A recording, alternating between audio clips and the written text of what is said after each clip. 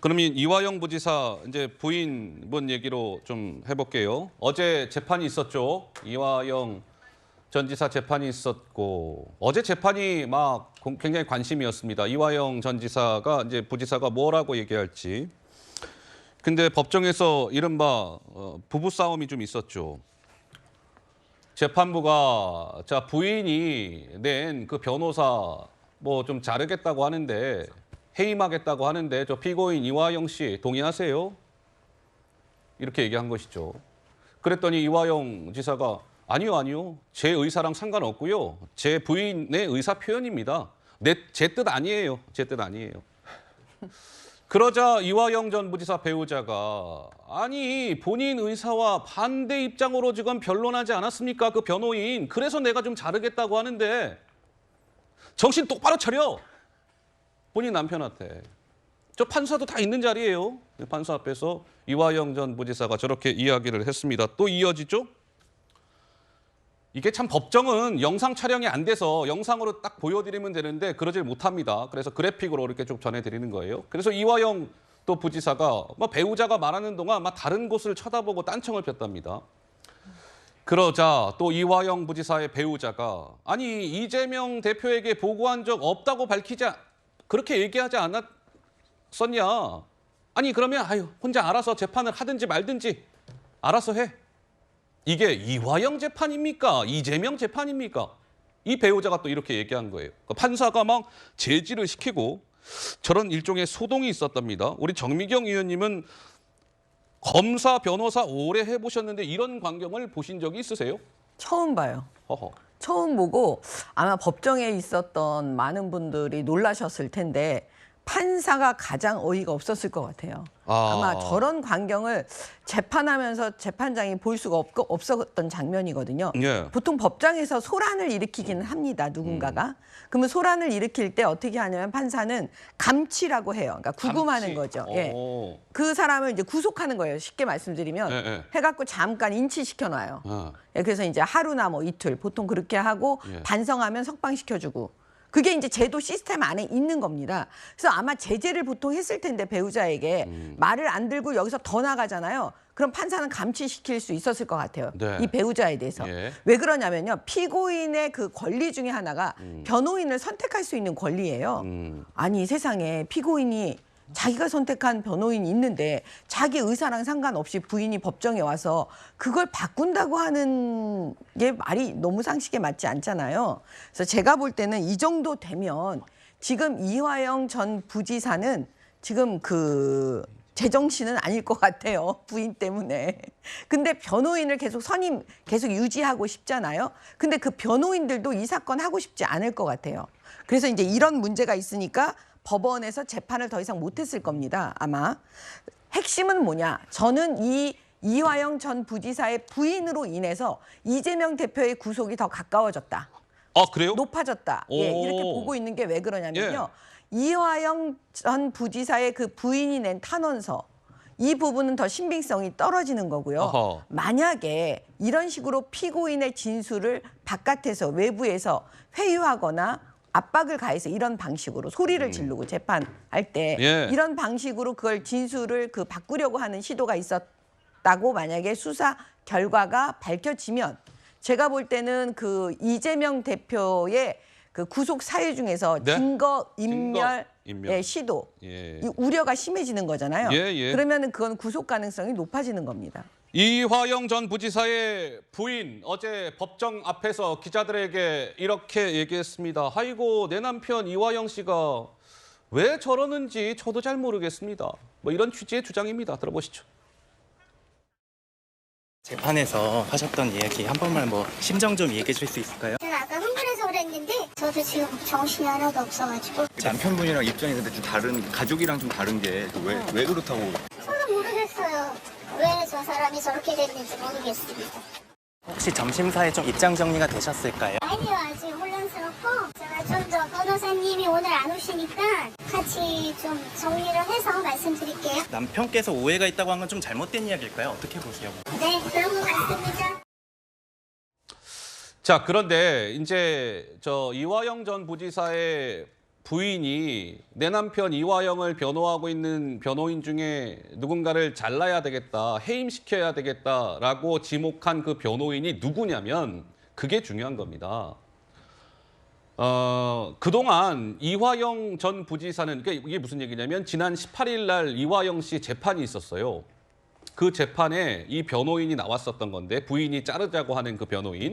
판사가 저기 말이에요, 저 이화영 씨 입장에 미세한 좀 변화가 있다라고 이 판사 내가 들었는데 실제로 맞습니까? 이렇게 질문을 던진 거예요. 그러자 이 변호인이 답하길, 그동안 이화영 전 부지사는 도지사 방북 비용 대납 요청 여부에 대해 전혀 모르는 일이란 입장을 고수해 왔습니다. 그런데요 하면서 이게 중요한 것이죠. 최근 검찰에 쌍방울의 방북을 추진해 달라는 말을 했다라고 진술했습니다. 그러니까 미세한 변화가 있었음을 인정했던 변호인입니다. 그런데 그 변호인을 부인부는 자르자고 한 것이고, 이화영 전 부지사는 no, 저는 저 변호사의 도움을 계속 받을 겁니다, 이렇게 한 것이죠. 그럼 여기에서의 시사점은 구자룡 변호사님, 이화영 전 부지사가 뭔가 진술을 더 내놓을 가능성이 커졌다, 이렇게 봐도 되는 걸까요? 어떻습니까? 그렇죠. 굉장히 커졌다. 그리고 그 커진 게 다 터져 나오기 전에 어떻게든 막기 위해 가지고 의원님들, 민주당 의원님들이 쫓아갔다. 저는 이제 그렇게 해석이 되는데 예. 법정에서 얘기를 일단 했어요. 그리고 그때는 피고인과 변호인이 같이 있잖아요. 피고인의 뜻에 어긋나는 변론을 변호사가 할 수가 없습니다. 그러니까 어허. 입장 변화가 같이 공통되게 나왔으니까 이제 변론을 한 것이고, 옆에서 예. 제지도 안 한 것은 이화영 부지사도 입장이 같았기 때문인데, 심지어 그것도 그 이전에 있었던 조사에 대해서 변론을 했던 것이기 때문에 예. 일관된 태도가 이미 그때 어느 정도 정해졌던 것이에요. 그러니까 이거는 지금 어떤 식으로 의미가 크냐면은 지금 나중에 사실 저는 이제 쌍방울과 관련한 대국성궁에 대해서 이화영 지사가 인정하는 진술을 시원하게 하든 안 하든 네. 다른 증거에 의해 가지고 굉장히 이재명 대표까지 가는 거는 뭐 수순이다 이렇게 생각을 하는데, 네. 영장 단계에선 굉장히 폭발력이 있을 수 있어요. 다툼의 여지가 확 줄어들거든요. 이게 무슨 얘기예요? 그러면 구속 가능성이 훨씬 높아진다는 거죠. 네. 이화영 부지사가 여기서 보고를 했습니다라는 진술이 나와버리면 영장 청구됐을 때 이재명 대표에 대해서 발부 가능성이 너무 엄청나게 높습니다. 그러니까 지금 그 상황에 대한 걱정이 너무 높기 때문에 이렇게 대놓고 지금 수사 방해에 준하는 행동을 하시는 게 아닌가. 지금 사실 변론에 관한 전략이라는 거는 재판 진행 과정 중에 계속 수정이 돼요. 처음에 예. 무죄 주장을 하더라도 지금 물적 증거가 굉장히 많이 나왔고, 안부수 회장과 뭐 국정원 직원에 대한 진술 증거 뭐 이런 게 나왔잖아요. 예. 그런 걸 봤을 때 수정하자. 그럼 이제 양형에 대한 방어로 넘어가자. 이런 단계가 오거든요. 예. 최근에 입장 변화는 이제 그런 걸 고려했던 것으로 보이는데, 지금 이전에도 이화영 부지사의 변호인 단이 4분이 있다라는 얘기가 굉장히 많았어요. 현근택 변호사도 있었고. 아까 변호인들끼리 4분. 그렇죠. 그래서 이화영을 위해서 변호하는 거냐, 이재명을 위해서 변호하는 거냐라는 건 몇 달 전부터도 있었어요. 그래서 예, 자료 유출 예. 얘기도 나왔었던 것이고, 그때 맞물려서 유동규 씨도 나한테 보내줬던 변호사 가짜 변호사였다. 나 위해서 하는 게 아니라 이재명 대표 위해서 했던 거다. 이게 지금 기시감이 있는 내용들이잖아요. 네. 그러니까 지금 자르자고 하는 사람이 과연 이재명 대표를 위한 사람인지 이화영 대표를 위한 건지에 대해서 이화영 대표는 나를 위해서 제대로 변호한 사람이라고 재차 확인을 한 거예요. 난 이 사람이랑 함께 하겠다라는 것이기 때문에 입장 변화, 그리고 그걸 고수하겠다는 이화영 부지사의 입장도 확인됐기 때문에 앞으로 더 나올 가능성도 있습니다. 그러니까 이제 향후에 이화영 부지사의 입장이 어떠할지가 대략 가늠이 되는 것이죠. 그렇죠. 예. 그러니까 부인이 자르자고 했던 그 변호인을 당사자인 피고인 이화영 부지사는 계속 안고 가겠다, 그 변호인을. 근데 그 변호인은 판사 앞에서 이화영 씨의 진술이 좀 변화한 게 맞습니다, 이렇게 얘기했던 변호인이니까 앞으로 이게 재판이 어떻게 굴러가게 될지 대략 가늠이 좀 됩니다. 자, 이런 가운데 그 이화영 전 부지사의 배우자 한번 보시죠. 탄원서 좀 보여주세요. 탄원서. 얼마 전에 탄원서를 제출을 했는데 맨 위에 이렇게 시작합니다. 이 부인분이 적은 겁니다. 사랑하는 민주당원 동지 여러분께, 이렇게 시작을 합니다. 그리고 저 탄원서에는 또 이런 내용들이 나와요. 저희 남편도 민주당을 사랑하고 저도 이재명 대표를 존경하는 사람입니다. 독방에 갇혀 매일 조사받으면서 힘들게 지내고 있어요, 내 남편. 이재명 대표 방북 대납 프레임을 씌웠습니다. 이재명 대표님을 기소하겠다는 것입니다. 사랑하는 민주당원 동지 여러분께 이렇게 시작하는 탄원서 부인분이 적은 건데요. 장현주 변호사님 일각에서는 저 부인분이 이재명 대표의 뭐 지지자다 뭐 이런 얘기도 아주 조심스럽게 흘러나오던데 그 맞는 얘기입니까? 뭐 그런 부분은 아직 확인되지는 않은 것 같고요. 확인은 안 됐고요. 그렇죠. 예. 일단 이화영 전 부지사의 배우자가 지금 남편이 처한 어려운 상황들을 당에 탄원을 했던 그런 탄원서였습니다. 예. 그렇기 때문에 수신자가 당이었고 당에서 좀 더 나서서 진상을 조사해 달라는 그런 취지가 담겨 있었습니다. 그렇기 때문에 첫 문장이 그 민주당원 동지들 이렇게 시작을 했던 것으로 보이고요. 이것이 만약에 재판부에 보내는 탄원서였다라고 한다면 뭐 존경하는 재판장님 이렇게 시작을 했겠죠. 네. 그렇기 때문에 사실 시작하는 문구가 무엇이었느냐는 그 탄원서의 어떤 본질적인 내용과는 크게 관련이 없다라고 생각이 듭니다. 예. 중요한 것은 저 탄원서에 담긴 내용이 정말 사실인지 아닌지를 확인해 보는 것이 중요할 텐데요.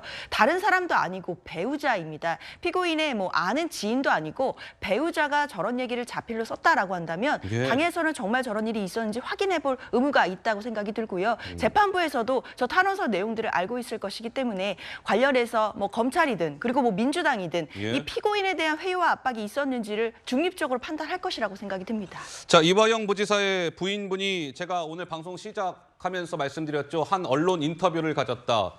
라디오 방송에 출연을 했습니다. 이화영 전 부지사의 배우자 오늘 어떻게 보면 첫 공식적인 언론 인터뷰가 아닐까 싶은데요. 이렇게 주장을 이어갔습니다. 들어보시죠. 갑자기 하지도 않은 이유를 여기다가 덮어씌우고 재판장에서 소리 지르는 거는 이게 이화영 재판이냐 이재명 재판이냐 결국은 잡아다가 놓고서는 덜덜 묶어갖고 이재명 방북 진술을 이끌어내려고 한 거 아닌가 이렇게 저는 의심이 되고요. 검찰로부터 약점을 잡혀서 이화영 전 부지사가 생각하지도 않은 이야기들을 꾸며내고 있다? 뭐 이런 말씀이세요? 꾸며낸 거라기보다는요. 저희 남편은 지금 심리적으로 부담은 있었을 거예요. 아마 검찰에서 변호사한테 어떤 조언을 했을 것 같아요. 네가 이재명 방북 그거를 불면은 이거는 이렇게 해주겠다라는. 글쎄요. 첫 언론 인터뷰에서 배우자는 저렇게 주장을 했는데 조 의원님 한 말씀 하시겠다고요? 네, 이화영 부지사의 배우자가 인터뷰를 했다는 건 좀 굉장히 부적절하다는 생각이 들고요.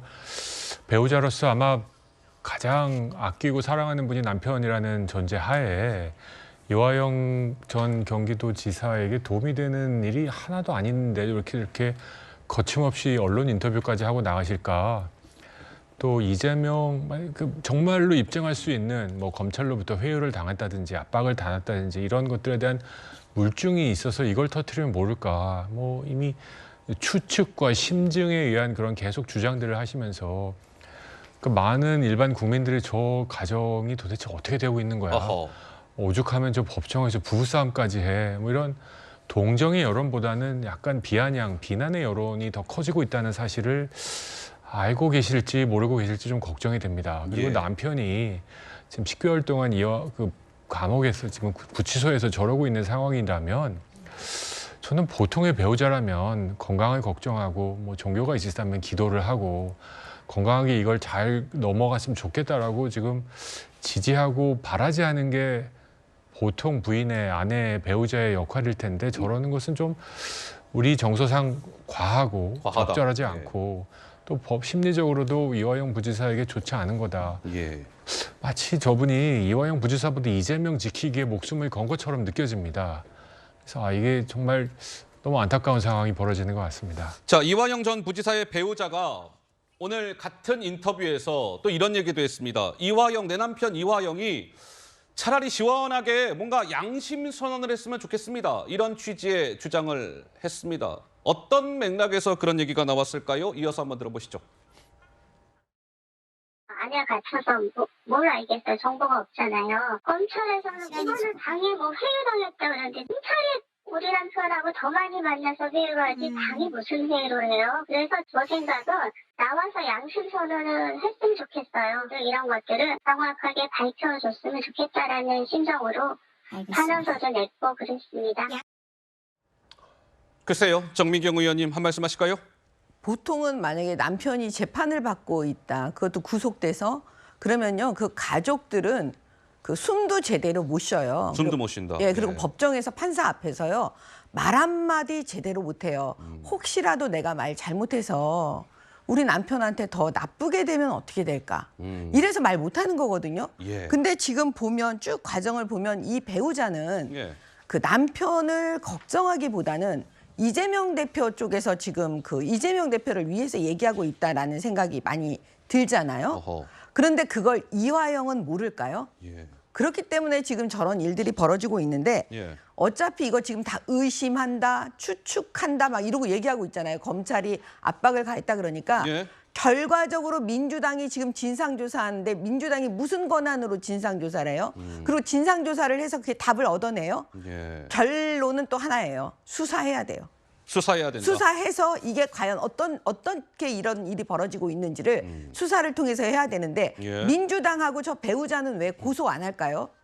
검찰 고소하면 되잖아요. 우리 남편한테 회유하고 압박하고 그다음에 예. 독방에 가뒀다 이러니까 진짜 독방에 가둔 건지 안 가둔 건지 예. 고소하면 돼요. 다 고소하세요. 그럼 수사해 보면 안 돼. 근데 제가 볼 때는 고소 안 할 것 같아요. 예. 그러면 어떤 일이 벌어지냐? 누군가가 이걸 고소해 주면 돼요. 누군가가 고소해 주면 된다. 네, 뭐 시민단체 많으시잖아요. 예, 그러니까 막 예. 고소하세요. 그러면 이걸 검찰이 수사해서 독방에 가뒀는지 안 가뒀는지, 그다음에 진짜 압박을 했는지 안 했는지. 그래서 또 이제 밝혀지면 예. 그때 이제 국민들께서 아실 수 있으시겠죠. 자, 어제 재판에서 말이에요. 그러니까 부부 싸움이 좀 있었다 이런 말씀을 드렸는데 그런 상황들을 보다 못한 검찰 측이 어제 법정에서 이렇게 얘기를 했습니다. 아니, 좀 수사 기록이 유출되거나 증인 신문 녹취가 소셜 미디어에 공개되지를 않나. 변호인이 갑자기 불출석하지를 않나. 피고인은 법정에서 하고 싶은 말을 못하지를 않나. 이번 재판은 이상하게 유독 과거에 경험할 수 없던 일들이 많이 일어나고 있습니다, 판사님. 이러면서 또 이런 얘기도 했습니다. 외부 세력에 의한 재판 독립성이 훼손되고 있는 것 같습니다. 우리 검찰 측에서는 저 점을 심각하게 우려하고 있습니다. 판사님, 각별히 신경 써 주시기를 부탁드립니다. 이런 얘기까지 나왔다는 거예요. 구자령 변호사님은 어제 저 법정 속에서 한번 좀 들어가 보신다면 저게 어떤 상황이었을까요, 좀? 예. 황당한 상황이죠. 상상할 수도 없는 상황이고 법정에서 이렇게 대기하고 있다가 기침이 멈추지 않으면 나가서 멈추고서 들어올 정도로 엄숙한 곳이에요. 아, 그 정도로 그래요? 끽소리 내기도 힘든 곳이에요. 근데 저기서 부부싸움을 한다는 건 정말 상상할 수도 없을 뿐만 아니라 이게 예. 지금 계속 반복돼요. 검사 얘기로도 기록이 유출되지를 않나. 이재명 대표가 소셜미디어에 그거를 막 사진 찍어서 올리지를 않나. 이게 지금 법원에서도 그거에 대해서 강력 경고를 했는데 지금 어제 있었던 일은 뭐냐면은 부부싸움을 하면서 부인이 해임서를 내버렸잖아요. 법적으로 할 수도 없는 거를 서류를 내버렸어요. 권한도 없잖아요, 사실 부인분은. 권한이 없죠. 예. 근데 그런 일이 벌어지니까 변호인이 이게 다툼이 있으니 저는 일단 불출석합니다 이래가지고 그게 필요적 변호사 건이에요. 변호사가 없으면 개정을 못 해요. 어허. 그러니까 해임 여부에 대해서 먼저 한번 보겠다고 재판부에서 저 이제 얘기를 나누고 실질적인 재판은 공전돼 버렸거든요. 다음까지 이거 하지 않으면 지금 심지어 국선 변호사 붙이는 얘기까지 나올 정도 이런 큰 사건에 예. 변호사가 없으면 안 되니까. 예. 근데 이게 사실상 그러니까 재판 절차가 방해를 받았어요. 그리고 너무 여러 번 받았어요. 근데 이게 지금 내부에서 피고인과 변호사 사이에서 오고 간 내용도 아니고 부인이 갑자기 방청석에 뛰어들어가지고 얘기를 하고 해임을 한 해 만에 하는 거는 외부 세력에 의해 가지고 재판이 실질적으로 어제 열리지도 못한 것이거든요. 예, 예. 이게 계속 반복되고 있으니 처음 보는 이런 황당한 일에 대해서는 강력하게 제재가 있어야 될 뿐만 아니라 이게 지금 어디서 시작된 건지는 좀 사실상 저도 수사까지는 모르겠지만 나한테 예. 진위는 파악을 해야 되는 정도로 굉장히 엄중한 사안이다 이렇게 생각을 합니다. 그래서 어제 좀 일종의 부부 간의 싸움이 있어가지고 재판이 제대로 진행이 안 됐습니다. 그래갖고 다음 재판은 8월 8일 날 있을 것으로 8월 8일 그렇게 예고가 됐습니다.